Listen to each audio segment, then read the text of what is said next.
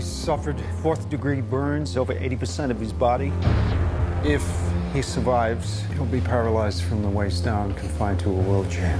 You say you can save him, but what does that mean? What kind of life will he have? What kind of suit is this? It's not a suit, it's you. What the hell did you do to me? This here again for a very stuffy movie review. It's been a late review for this movie because I got sick in the past couple of days or so. As you could probably tell that I'm stuffy and my nose is right from blowing my nose. So that's why this review took a while to get to, but today we have the remake of the 1987 Robocop, now starring Joel Kinnaman, Michael Keaton, and Gary Oldman. Robocop is a remake of the 1987 classic of the same name starring Peter Weller, and before you throw your hate comments, I know I haven't seen the original Robocop, and that's something that I wanted to check it out before this remake came out, but I just didn't get the chance, so I'm bummed out that didn't happen. But in a way, I thought, who knows, this could maybe offer a new perspective to this remake, because I know a lot of fans were outraged by the fact that Hollywood was going to remake it. And instead of Peter Weller, our new hero is played by Joel Kinnaman, who I really don't think I've seen in anything else before. And he plays, of course, cop Alec Murphy. He's just a stand-up Detroit cop with a loving wife and kid. One day, someone that doesn't like him basically puts a car bomb and sets an alarm to where he goes to set off his car, he explodes, this blows up. He has fourth-degree burns all over his body, and Michael Keaton, who's the head of Omnicorp, this big corrupt company, and he has all these droids built up in the Middle East to halt crime there, and they're not allowed to put droids on U.S. soil. So what he decides to do is he decides to put a man and a machine to fight crime, and this is where we get the modern-day Robocop. How did this remake fare with me?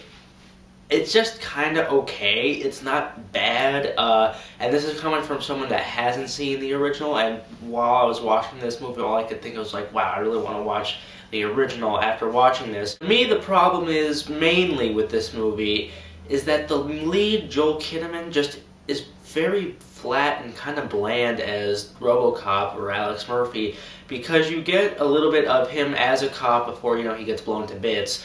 And again, it's just kind of typical, he's a good cop that's good at his job, and one day this mobster that doesn't like him blows him up, okay, and then his family stuff, you don't get that much, and it's not all that different. I guess you like him because he's a good guy, but there's not anything else there to make us really, really care about him.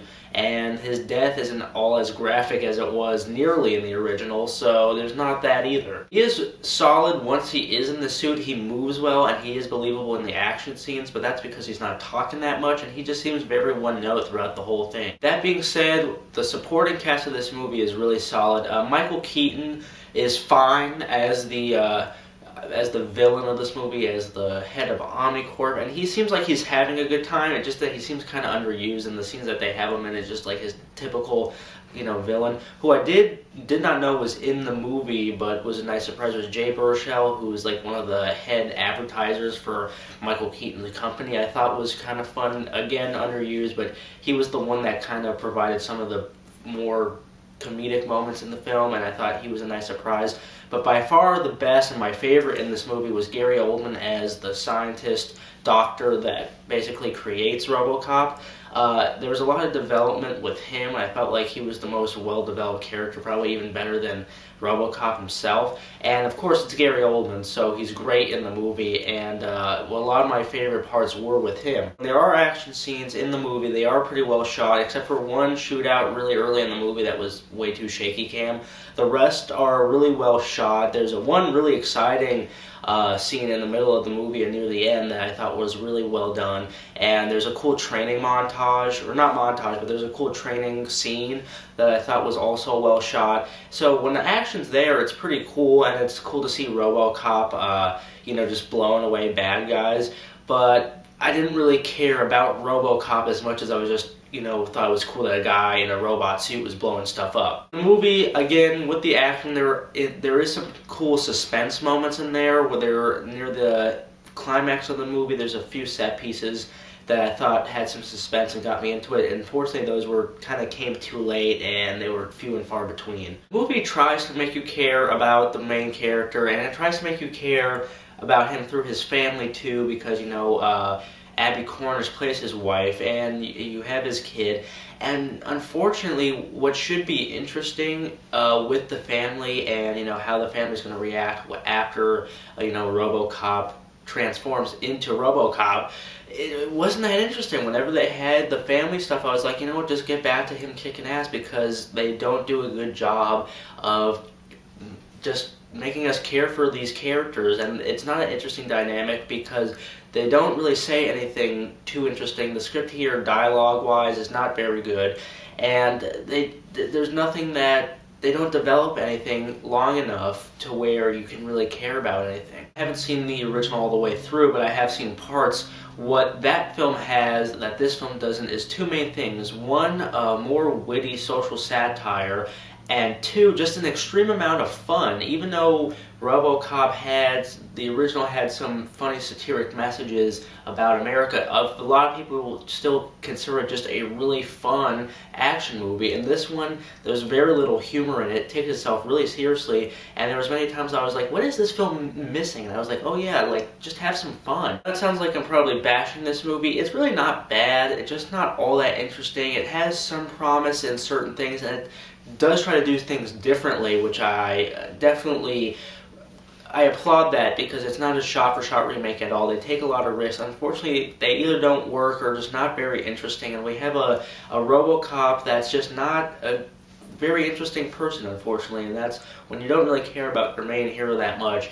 Nothing goes well really for the rest of the movie either. So I'm going to have to give Robocop 2.5 stars out of 5. I think it would make a really good rental, but as someone who hasn't even seen the original Robocop, I could tell that this was definitely a letdown, so I can only imagine what fans of the original might think. So that's my review of Robocop. Let me know if you've seen the original, if you like this one, or if you didn't like this one, and why. Hopefully next week I won't be so stuffy. If you like this review, please subscribe for more, and I'll see you guys later.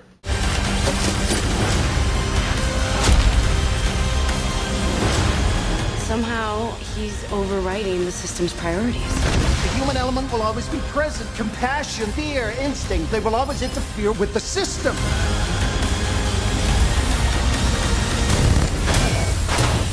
Dead or alive, you're coming with me.